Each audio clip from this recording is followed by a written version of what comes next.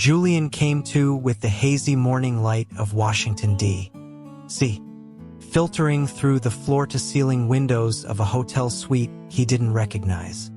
A dull ache throbbed in his temples, and a deeper, more profound soreness radiated from his lower back. He felt the weight of an arm draped across his bare waist and turned his head slowly.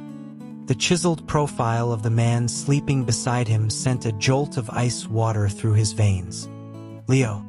He was in bed with Leo, the president's youngest son. For a full minute, Julian lay paralyzed, a silent scream trapped in his throat. Who was he? Where was he? What had he done? His skin, pale in the dawn, was a canvas of dark bruises and love bites. Flashes of the previous night, of whiskey-soaked laughter and tangled limbs, assaulted him, but the face of his partner had been a blur. Now, seeing Leo's familiar, sleeping face, the horrifying reality crashed down. He had slept with his childhood friend. He had slept with a prince of American politics. With the stealth of a field operative, Julian slipped out of the bed, gathered his discarded clothes, and fled the opulent hotel suite, vanishing into the waking city. A few days later, an official dispatch from the White House arrived at the Sterling family's Georgetown residence. It was a formal press announcement. Eleanor Sterling's hands trembled as she read the crisp, embossed paper before looking at her son, her voice a strained whisper. She said that this was the end. Julian covered his face, unwilling to meet her gaze. It wasn't just that the announcement declared his betrothal to Leo, the man he'd just fled from. The true catastrophe was in the wording. The engagement of Julia Sterling, daughter of the esteemed General Arthur Sterling. Julia was not Julian's sister. Julia was him. His name was Julian, not Julia. He was a man. The charade had been his mother's desperate invention. The Sterlings were a dynasty of warriors, their men serving the country on foreign soil for generations. His father, the general, and his two older brothers, Mark and David, were perpetually deployed.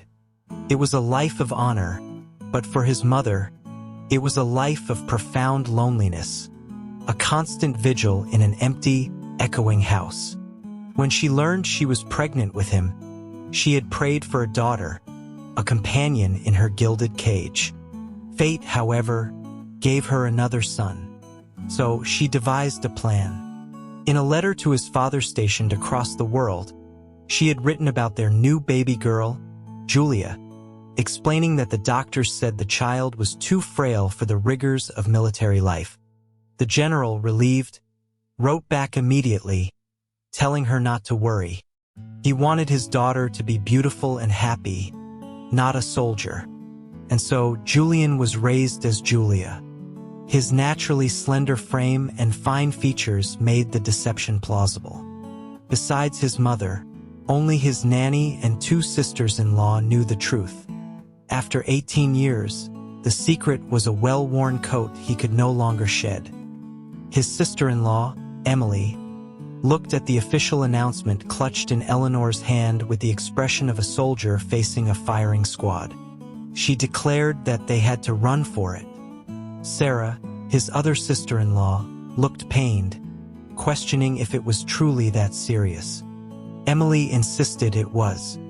Defrauding the president was a federal crime of the highest order.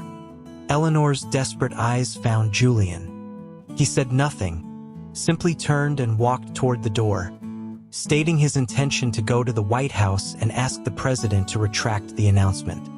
His mother grabbed his arm. Him that defying a presidential directive was tantamount to treason. He looked back at her, his face a mask of grim resolve, and reminded her that being discovered as a man would lead to the same ruin. Inside the stately office of Senator Catherine Vance, the First Lady's sister and Julian's aunt, the scent of old leather and fresh coffee hung in the air. The senator stared at them, her coffee cup paused halfway to her lips, her eyes wide with disbelief. She asked her sister if this was some kind of elaborate joke. Julian and his mother exchanged a look.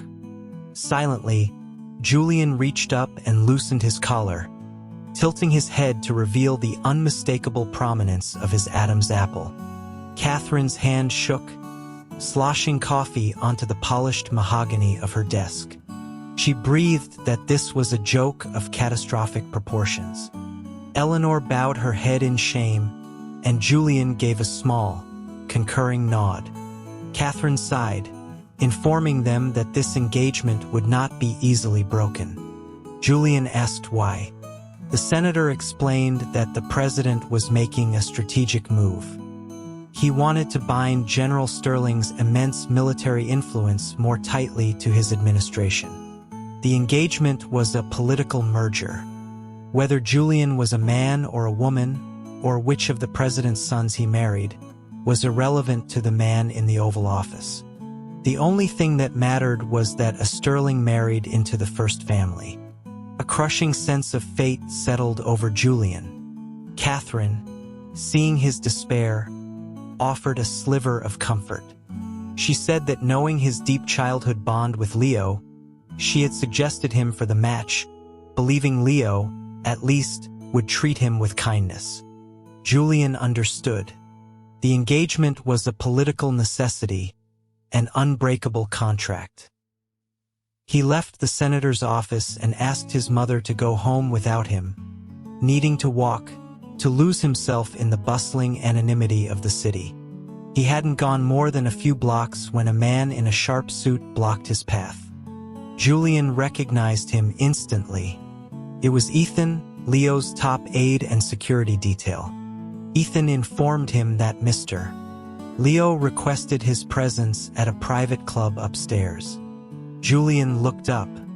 Through the second-story window, he saw a pair of amused eyes watching him. Leo was leaning against the railing, a picture of effortless grace, looking down at the world as if it were all a pleasant diversion.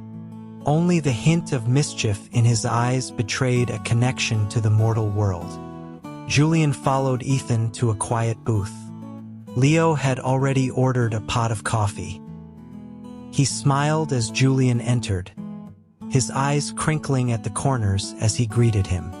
The memory of their night together made Julian flush with awkwardness. He couldn't meet Leo's eyes, just mumbled a greeting and remained standing by the entrance. Leo watched him, saying nothing, a silent challenge for Julian to speak first. The silence became unbearable. Julian finally broke it, asking what the seventh son, a mocking moniker the press had given him, wanted. Leo just smiled and said he couldn't quite hear him from so far away. The man was deliberately provoking him. Julian took a deep breath, strode over, and slid into the booth opposite him. He repeated his question with more force. Leo blinked, feigning surprise at his harsh tone. He then reached into his jacket pocket and produced a small object. He said that Julian had left something behind in his haste to leave the other morning. Julian's breath hitched. In Leo's hand was the silver signet ring, a Sterling family heirloom he'd worn since he was a boy. He immediately averted his gaze and began speaking in a rapid, breathless torrent, claiming he didn't remember any morning, that he didn't know what Leo was talking about, that they had never been together and he shouldn't spread such baseless rumors. He finally gasped for air, certain he had betrayed nothing. Leo raised a perfect eyebrow, slowly turning the ring over in his fingers, his eyes fixed on Julian. After a long moment, he asked if Julian was planning on abandoning him after having his way with him. Julian's eyes widened. He sputtered, asking what he meant by that. Leo's expression turned mournful, and he lamented that after being so thoroughly devoured, Julian wouldn't even acknowledge it. Julian gritted his teeth, retorting that Leo had it backward. He insisted it had been an accident. The wounded look vanished from Leo's face, replaced by a sly, crooked smile. He tilted his head, asking how Julian could call it an accident if he didn't remember it. A cold dread washed over Julian. He'd slipped up. Leo leaned forward on his elbows, a triumphant glint in his eyes, like a clever fox that had cornered its prey. He asked just how much Julian remembered. Julian shook his head vehemently, insisting he remembered nothing, committed to the lie. In truth, the memories had returned with painful clarity within a day. He'd been curious, restless. He had donned men's clothing and slipped into an exclusive underground speakeasy, ordering whiskey and basking in the unfamiliar freedom. Just as he was getting into the spirit of it, Leo had appeared in the doorway. The energy in the room shifted. With a single glance from Leo, the patrons gave them a wide berth. Julian, his inhibitions eroded by alcohol, should have been annoyed at the intrusion. But looking at Leo's striking face, all anger evaporated. He had started to flirt with him, his mind too clouded to fully register who he was teasing. He remembered draping his arms around Leo's neck, whispering nonsense into his ear, and then, brazenly, kissing him. The night had spiraled from there. The last coherent thought he recalled was Leo's strained, ragged whisper, a final that Julian had better not regret this, before he was lost to a dizzying vortex of pain and pleasure. He hadn't even realized he was the one being taken until it was far too late. Leo swirled the dark coffee in his cup, his gaze playful. He mentioned that the official announcement was already out. He would have plenty of time to help Julian remember everything after they were married. The casual acceptance in his tone, the way he spoke of their marriage as a foregone conclusion, made Julian's frustration boil over. He demanded to know if Leo had even considered fighting this, if he had any say in his own life. Leo paused in the act of standing. He asked why he would fight it.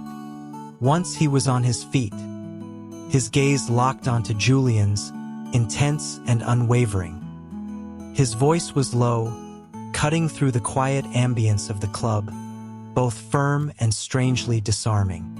He said that marrying Julian was something he was doing willingly. It was the same look, the same earnest intensity. A memory surfaced, sharp and clear. A small, shivering boy at a White House Christmas party years ago, looking up at him with those same clear eyes. Leo had only been 8. His mother lost to a scandal-driven illness. His powerful father too preoccupied to notice him. The other children of Washington's elite, cruel in their privilege, had tormented him. Julian, accompanying his mother to the event, had found him cornered by a group of them near the grand Christmas tree. They were mocking his mother, his isolation. Julian, without a second thought, had stepped in, using the sterling name like a shield. The bullies had scattered. Afterward, he had convinced his aunt, the senator, to take a more active role in Leo's life, giving the lonely boy a powerful ally within the family. The darkness in the young boy's eyes had slowly receded, replaced by a fierce loyalty. He had told Julian then that he wanted to be with him forever. It was a voluntary promise. Julian stared, the boy's vow echoing in the man's declaration. He was so stunned he could barely breathe. After a long moment, he stammered that he was a man, a fact Leo surely knew by now. Leo's eyes narrowed slightly. He confirmed that he knew. He had always known. He leaned closer, his fingers gently brushing a stray lock of hair from Julian's forehead. He said it was because he had always been watching him. A chill traced its way down Julian's spine. He remembered how no one knew he was going to the speakeasy, yet Leo had found him. Felt less like protection and more like surveillance. He couldn't stay a moment longer. Mumbling an excuse, he fled the club. The wedding was set for 2 weeks' time. The Sterling residence was a flurry of activity. The president had granted special leave for his father and brothers to return from their deployments for the ceremony. His mother and sisters-in-law, having accepted the inevitable, were caught up in the planning. Julian, however, was not happy. He had failed to negotiate an escape and had instead discovered Leo's disquieting, long-held intentions. Seeing his family so readily accept his fate, he made a decision. He would run. Dressed in nondescript men's clothing, a duffel bag slung over his shoulder, he scaled the brick wall at the back of their property. As his feet hit the pavement of the alleyway, he collided with a figure waiting in the shadows. It was Leo, hands clasped behind his back, smiling placidly. He asked where Julian was going. Julian spun around and tried to scramble back over the wall, but Leo caught him easily, guiding him toward a black town car idling at the curb. Julian struggled, accusing him of kidnapping. Leo simply raised an eyebrow, questioning if taking one's fiancée to see their new home was against the law. Julian thrashed more violently, refusing to go. Leo's smile tightened. He offered an alternative, the speakeasy where they had their first real encounter. Julian froze. Leo's smile broadened in satisfaction. The car purred through the streets of D.C., stopping before a magnificent townhouse in Colorama. After the engagement, the president had arranged for this to be their new home. Leo led him through the rooms, pointing out the custom details. This was to be Julian's study. He had already ordered first ions of his favorite authors. The kitchen was state-of-the-art, and the chef he'd hired was from the bakery that made the pastries Julian loved. Leo remembered everything, every preference, every casual remark. He had designed the entire house around Julian, eagerly anticipating their life together. Julian, standing beside him, felt a knot of guilt and confusion, unsure how to respond. He started to say that Leo knew he didn't want this. Leo cut him off gently, stating without a shred of doubt that Julian would come to want it. Julian glared at him, furious at his certainty. He stormed out of the townhouse, refusing the ride back. Leo followed him out, hands in his pockets, and casually mentioned that it was a 5-mile walk back to Georgetown. Julian's stride faltered. He spun around, marched back to the car, and yanked the door open, throwing himself inside. He wouldn't let his anger tire him out. From the curb, Leo watched him go, a soft, private smile touching his lips. The ride back was tense. Leo was silent, gazing out at the blur of the city. Julian stole glances at him. He had to admit the man was objectively handsome, his features clean and sharp. A face that could look aloof and remote one moment and then, with the slightest curve of his lips, become impossibly charming. He wondered why, with half the debutantes in the Beltway vying for his attention, Leo was so fixated on him. A voice cut through his thoughts, asking if he liked the view. Julian realized he had been staring openly. Startled, he quickly shifted his gaze to the window behind Leo's head and nodded, muttering that it was a nice view. Leo immediately leaned closer, invading his personal space, forcing Julian's eyes back to him. He suggested Julian look his fill, then, just as Julian was about to retort, the car screeched to a halt, throwing him forward. Leo's arm shot out, steadying him. From the driver's seat, Ethan's voice was sharp. He shouted that they had assailants. Leo's face hardened. He pulled a sleek, tactical knife from his jacket, pressed it into Julian's hand, and told him to protect himself before launching himself out of the car. The sound of gunfire and shouting erupted outside. Julian's heart pounded. Who would attack a car belonging to the president's son? The fight was relentless. He risked a peek through the armored window and saw a masked figure leap onto the hood of the car, swinging a heavy object that shattered the driver's side window. The car lurched violently forward, throwing Julian against the door. He realized with dawning horror that he might be the target. The car, now driverless, was careening down an embankment toward the river. Without hesitation, Julian launched himself forward. The masked man was focused on the chaos, not on him. He drove the knife into the man's back. The man roared in pain, instinctively yanking the wheel. The car swerved, and Julian was slammed against the doorframe, but he didn't let go of the knife. The attacker turned, his eyes wide with shock behind his mask. His employer had told him to abduct a woman. For a moment, he was utterly confused. Julian used his hesitation, kicking him squarely in the chest and sending him tumbling from the moving vehicle. The car was now completely out of control. Julian scrambled into the front seat, trying to regain control, but the wheels wouldn't respond. His hands were raw, and a sharp pain flared in his side from the impact. Through the windshield, he saw the terrifying expanse of the Potomac River rushing toward him. He braced himself to jump. Just then, a figure landed on the hood of the car, as if dropping from the sky. It was Leo. For a crazy moment, Julian's only thought was what took the bastard so long. Before he could voice it, Leo had somehow forced the car to a screeching halt just feet from the water's edge. He wrenched the door open and was at Julian's side, his expression grim, his jaw tight. His eyes scanned Julian from head to toe, a silent, frantic inventory. Julian had never seen him look so severe, so utterly lethal. Julian asked what was wrong. As he spoke, he caught the coppery scent of blood. His eyes widened.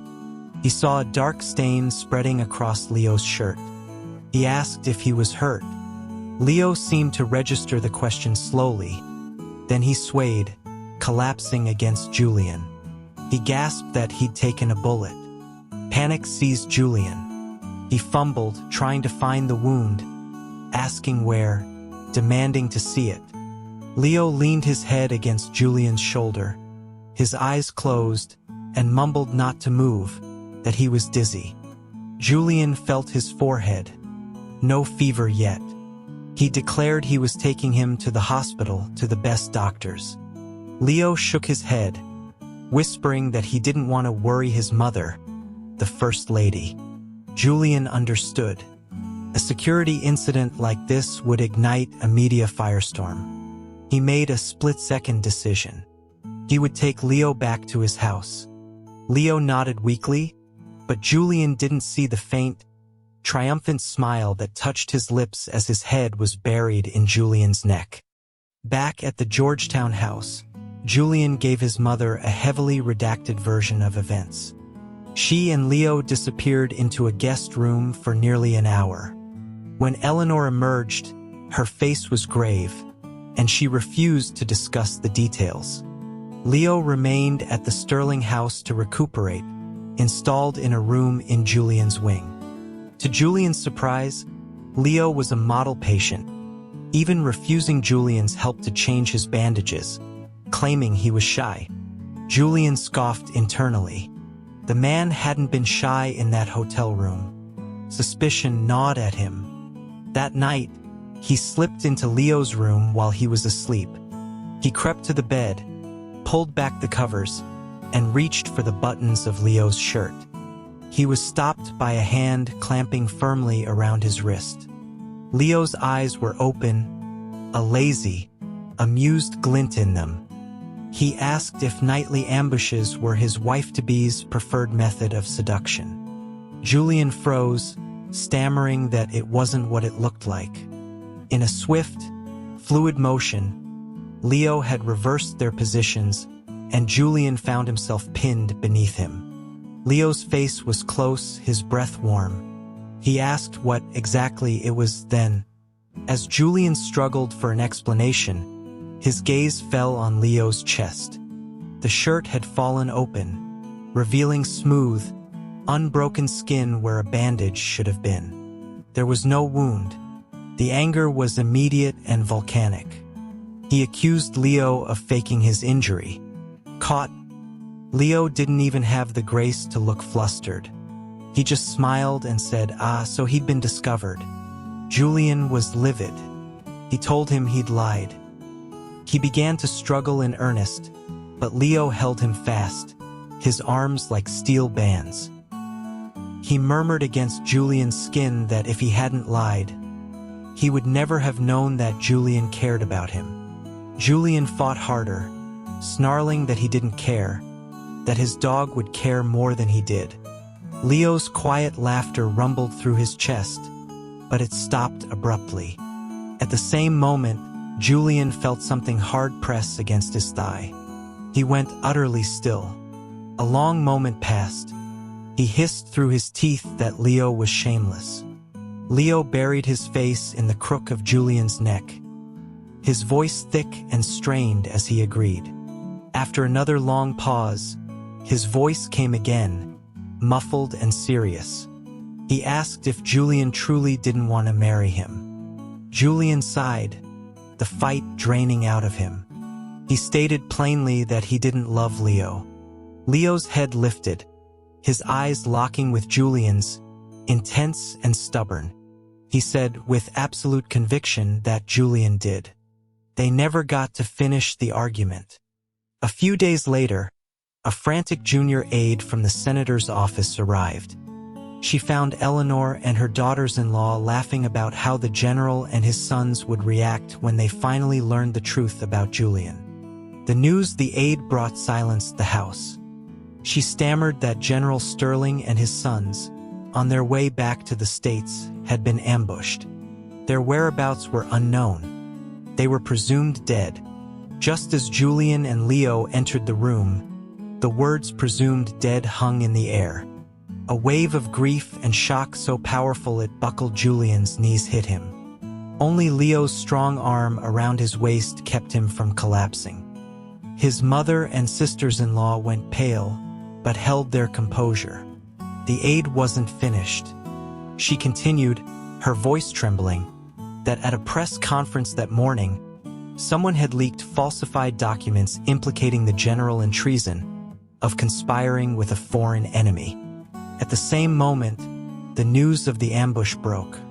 The media was in a frenzy, painting his father as a traitor who had staged his own disappearance. To make matters worse, Marcus, Leo's older brother, had called his own press conference.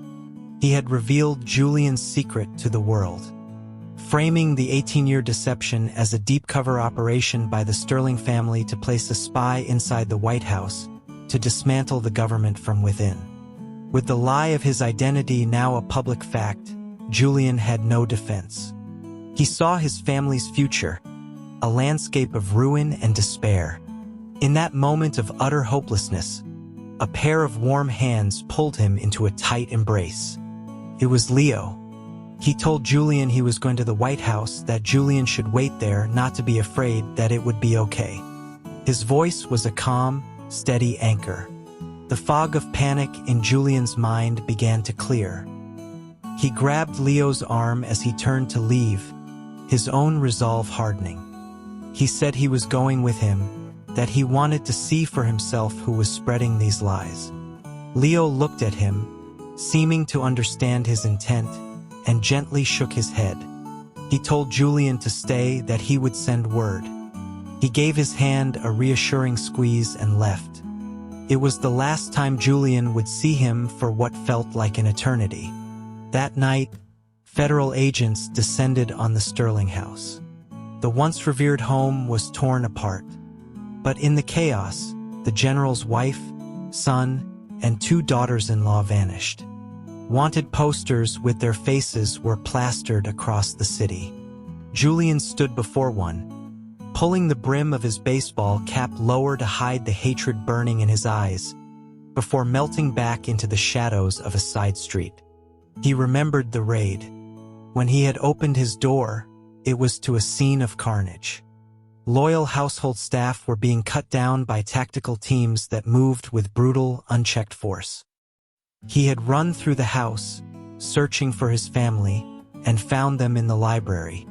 His gentle sister-in-law, Sarah, pregnant, held a fireplace poker like a weapon, her eyes feral.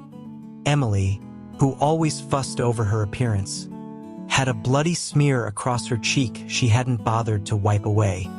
And his mother, who abhorred violence, had just parried a blow meant for him, a dark red stain spreading at her waist. She had yelled at him to run. A surge of primal rage, honed by years of suppressed instinct, erupted from him. He moved, a blur of motion, disarming and disabling their attackers with a brutal efficiency that stunned his family. Emily had cheered that he was a sterling after all. Sarah had smiled faintly, agreeing that a sterling son does not hide behind a woman's skirts.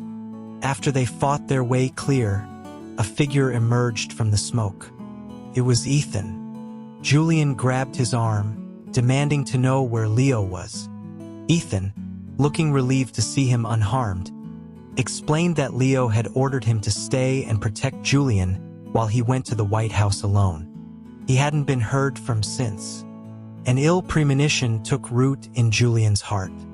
Ethan led them through a series of back ways to a safe house, a small, dingy apartment in Arlington. They were all injured, and Sarah's condition was precarious. Ethan found a doctor to treat them. As he waited, a single thought consumed him. Leo, walking alone into that viper's nest. His mother tried to reassure him, saying that no matter what, Leo was the president's son and would be safe. For 5 days, Julian waited for a message that never came. Finally, he couldn't wait any longer. He made his way across the city, moving through alleys and back streets, until he stood before the still unfinished townhouse in Colorama. He didn't know if Leo would be there, but it was the only place he could think of. Bad luck found him first. As he stepped into the foyer, he saw Marcus, Leo's brother, sitting in a chair as if he had been waiting. He held a coffee cup, the picture of patience. He seemed to know Julian would come. Julian remembered his mother's theory. The White House itself was compromised. The order to raid their home might not have come from the president. And Marcus was the one who had exposed him. Without a thought, Julian lunged. Marcus didn't flinch. He simply reached into his breast pocket and pulled out an object. Julian froze mid-strike, his hand hovering inches from Marcus's face. His eyes were locked on the silver signet ring in his brother's hand. He heard his own voice, low and dangerous, ask what he had done to him. Marcus smiled faintly, asking if Julian was afraid of what might have happened. His eyes were cold. Marcus continued, musing that it was understandable for Julian to be concerned about his fiancée. But with the Sterling family's downfall, the wedding was, regrettably, cancelled. His smile was laced with schadenfreude. He asked if Julian wanted to see him. A flicker of hope ignited in Julian's chest. Then Marcus's next words hit him like a physical blow. He said he could arrange for Julian to meet him in the afterlife. The implication was clear, a poisoned dart aimed straight at his heart. The image of Leo, bloody and lifeless, burned itself into his mind. The premonition had come true. His chest ached, a hollow physical pain, as if something vital had been carved out. Marcus watched his reaction, his face twisting into a manic grin, and he began to laugh, a high, unhinged sound. He crowed that this was the expression he had wanted to see, this despair, this agony. Then, just as suddenly, he stopped laughing. He stood and reached out, his fingers gently tracing Julian's cheek. His eyes filled with a strange, possessive tenderness. He whispered that if he couldn't see Julian smile for him, at least he could see some other emotion. A sharp crack echoed in the silent hall. Julian stood over him, his hand stinging, his expression flat. He said he was sorry, but hearing his name from such a foul mouth made him lose control. Marcus, stunned for a moment, touched his burning cheek. Then his eyes went dark. He called for his men. The foyer was instantly filled with armed guards. Marcus smiled, a cruel twist of his lips. He said he wasn't going to kill Julian. He was going to keep him. The next day, a maid brought a garment to the room where Julian was being held. It was a scandalously sheer, revealing outfit, something a dancer might wear. His fists clenched. Marcus entered the room, looking pleased, the previous day's slap forgotten. He purred that he'd had the outfit custom-made, that it would look stunning on Julian. He explained that there would be a party at the estate that evening, and he wanted Julian to serve drinks. Julian looked at him in disbelief, asking if even now, Marcus felt the need to humiliate him further. Marcus just laughed, remarking that after so many years of pretending to be a woman, Julian should be devoid of any shame. Julian's jaw tightened. Marcus picked up the flimsy garment, stroking the fabric. He mentioned casually that he had located Julian's mother and sisters-in-law. His men were in position. All he had to do was give the order. Julian shot to his feet, snatched the clothes from his hand, and ordered him to get out so he could change. A slow, triumphant smile spread across Marcus's face. He turned, saying he would wait outside. This wasn't surrender. It was an opportunity. As a servant, he could move freely, perhaps overhear something, learn something. And, as his fingers closed around the cold steel of the tactical knife still hidden in his boot, he knew he might also get a chance to kill Marcus. The knife was Leo's. He hadn't had a chance to return it. He wondered if he ever would. He pushed the thought away, his face hardening into an emotionless mask. He put on the ridiculous outfit, veiled his face, and opened the door. Marcus's eyes lit up with a feverish, obsessive glow. He was right.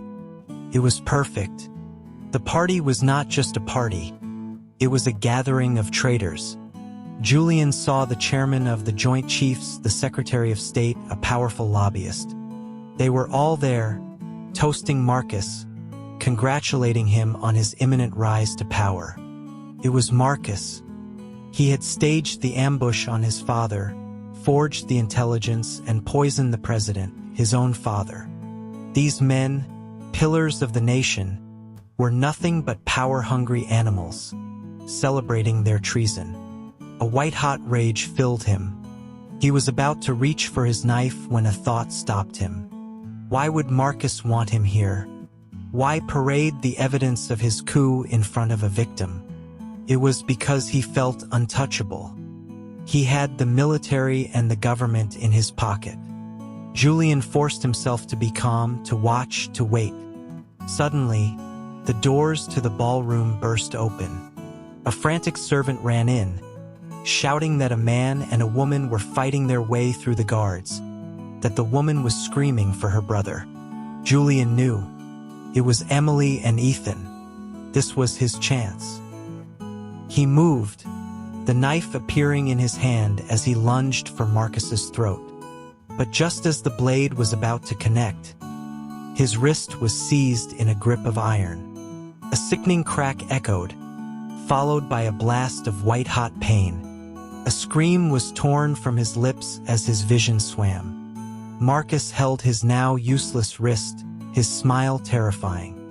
He mused that beautiful dolls should have their limbs broken to make them easier to keep. Julian, through a haze of pain, spat back that he would rather be his grandfather's ghost. He swung with his good arm, a wild punch that connected with enough force to make Marcus release him. The traitors had turned, alerted by his scream. The chairman of the Joint Chiefs drew a concealed weapon, shouting that the traitor's spawn would die. Julian braced for the impact, but an arm snaked around his waist, pulling him back. A familiar hand, long-fingered and strong, came from behind him, catching the man's gun hand and twisting it with brutal force. Julian turned his head, his heart stopping. It was Leo, his face a mask of cold fury. He was alive. A wave of relief so profound it almost buckled him again washed over him. Leo was alive. Marcus, seeing him, finally understood.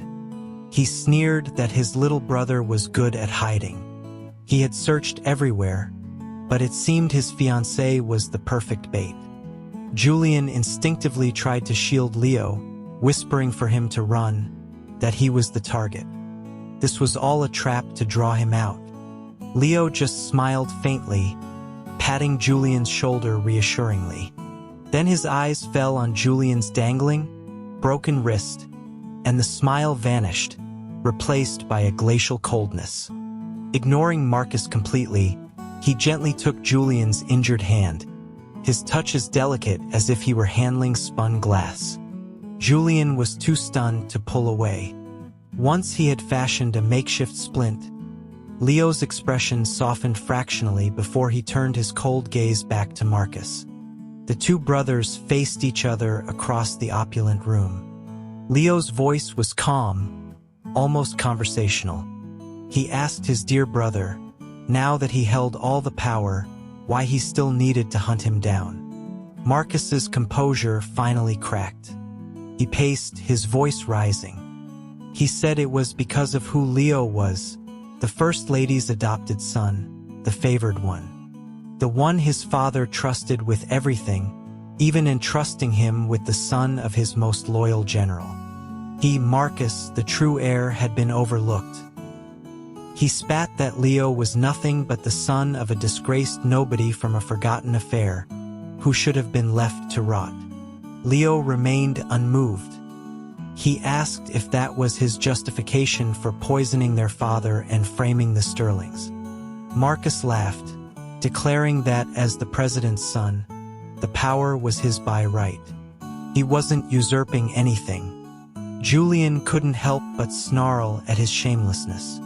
Marcus ignored him. His eyes were fixed on Leo.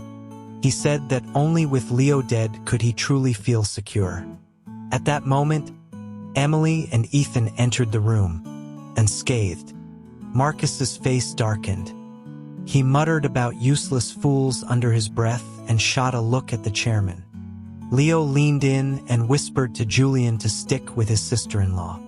As Julian opened his mouth to ask what Leo would do, Leo launched himself at Marcus. At the same time, the chairman and other armed guests converged on them. The party devolved into a chaotic brawl. Julian, with only one good hand, was at a severe disadvantage. Emily and Ethan flanked him, fighting back to back, but they were hopelessly outnumbered. Wounds started to accumulate. They were losing. Just as a guard broke through their defense, a clear, authoritative voice cut through the chaos, ringing through the entire estate. By order of the President of the United States. Everyone froze. A man in a dark suit, the President's Chief of Staff, entered, followed by three imposing figures that made Julian's heart leap. It was his father and his brothers, alive and armed, flanked by a team of Secret Service agents. A stunned silence fell. The Chief of Staff calmly read from a document. He stated that by presidential decree, Congressman Marcus and his co-conspirators were to be arrested for treason and shaun, with lethal force authorized. Marcus, standing on a raised dais, laughed, though it sounded strained. He accused the Chief of Staff of being mistaken, pointing out that the real traitors were the Sterlings standing right next to him. The Chief of Staff smiled, a thin, humorless expression. He replied that while his eyes weren't what they used to be, he could still tell the difference between a patriot and a snake. He suggested that it was Marcus whose vision was clouded.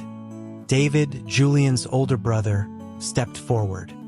He told Marcus to surrender, that the estate was surrounded. Marcus sneered, retorting that his father was incapacitated in the White House, that a fake order meant nothing. General Sterling's voice boomed across the room. He suggested Marcus come with them and see for himself whether the president was awake or asleep. A flicker of doubt crossed Marcus's face. His gaze darted to Leo, who was watching him with a detached amusement, and suddenly, understanding dawned. Marcus began to laugh again, a broken, defeated sound. He said he had underestimated his little brother, that he had been played. Leo just smiled, a picture of effortless control. Marcus recounted the events. The Sterlings' faked deaths, the president's faked illness, Leo's apparent capture. It had all been a meticulously crafted trap, and he had walked right into it. As the reality of his failure sank in, the disgraced chairman made a break for the door. Mark, Julian's eldest brother, stopped him with the butt of his rifle. Marcus sighed, knowing it was over. He dropped his weapon. He said that winning and losing was the name of the game, and they could do with him as they pleased. He began to walk slowly toward the general, but as he passed Julian, he whispered that the afterlife would be lonely, and perhaps Julian should join him for the trip. A blade appeared in his hand. Leo's eyes went wide. He screamed Julian's name. A knife sank into a chest. The body in front of Julian shuddered. He caught Leo as he fell, his good arm wrapping around his collapsing frame. In the distance, he heard the sounds of the traitors being subdued, but it was all white noise. He just held Leo motionless until a racking cough shook the body in his arms. He looked down. Leo's face was pale, his breathing ragged. Julian panicked. He begged him not to die. The words came out choked, and tears he didn't know he had began to fall. He had never been so afraid of losing anything or anyone. From the moment Marcus had hinted at Leo's death, a cold dread had been building inside him, a fear of a future without this infuriating, impossible man in it. Leo smiled weakly, raising a hand to wipe away Julian's tears. He told him not to cry, that now no one would force him to get married. His voice was a faint whisper. He said that he loved Julian, and that his only regret was that he wouldn't get to be his husband. He coughed again, more violently this time, and his face seemed to drain of all color. A sob tore from Julian's throat. He clutched Leo tighter, crying that he would marry him. He would do anything, just as long as he didn't die. His brother, David, who had been watching the entire dramatic scene unfold, had a complicated expression on his face. At that moment, Leo, the supposedly dying man, whispered in Julian's ear, his voice suddenly strong and clear. He reminded Julian that he had said it himself. The weakness was gone. Julian froze. David sighed and walked over. He told his little brother that he really needed to be more careful. Julian looked down at the man in his arms. Leo's cheeks were flushed, his breathing even. He looked perfectly healthy.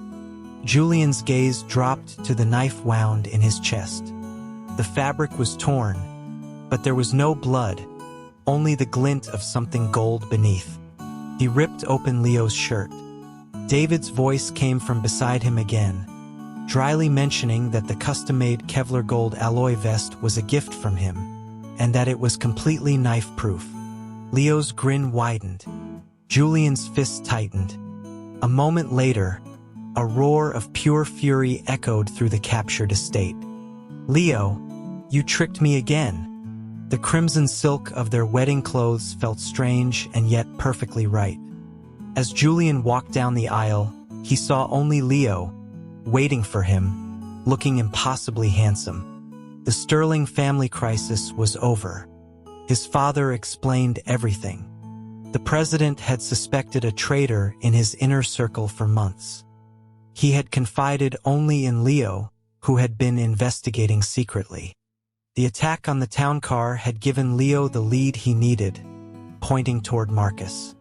Together, he, Leo, and the president had planned the countersting, using the Sterling family as bait to lure the conspirators into the open. Julian's anger at being kept in the dark was only surpassed by his relief. His mother and sisters-in-law had made their husbands pay dearly for the deception. As for Julian, the president had insisted they marry immediately, to wash away the bad luck with a celebration. Having confronted his own heart, Julian no longer had any reason to refuse. He reached Leo, who took his hand, his eyes shining. Before their families and a few trusted allies, they were married, husband and husband. Leo promised him that their marriage would not be a cage. He knew Julian had ambitions, a desire to serve that had been stifled by his upbringing. He knew all of it. That night, behind the closed doors of their new home, there was only the soft sound of rustling silk and whispered words, two figures merging into one under the soft candlelight. A few weeks later, Julian was lounging on a chair in their private garden, nibbling on a pastry. He asked Leo exactly when he had found out he was a boy. Leo, who was pouring them both iced tea, just smiled that infuriating, knowing smile of his and told him to guess. Julian pouted, muttering that if he wasn't going to say, he didn't want to know anyway. The childish remark made the smile in Leo's eyes deepen. He wouldn't tell him, of course. He would never tell him about the day, so many years ago, when a small, lonely boy had accidentally stumbled upon his hero changing after a swim meet. He hadn't seen a deception. He had seen the truth of the person he admired, and in that moment had seen the truth of his own heart. It had never been about gender. It had only ever been about Julian.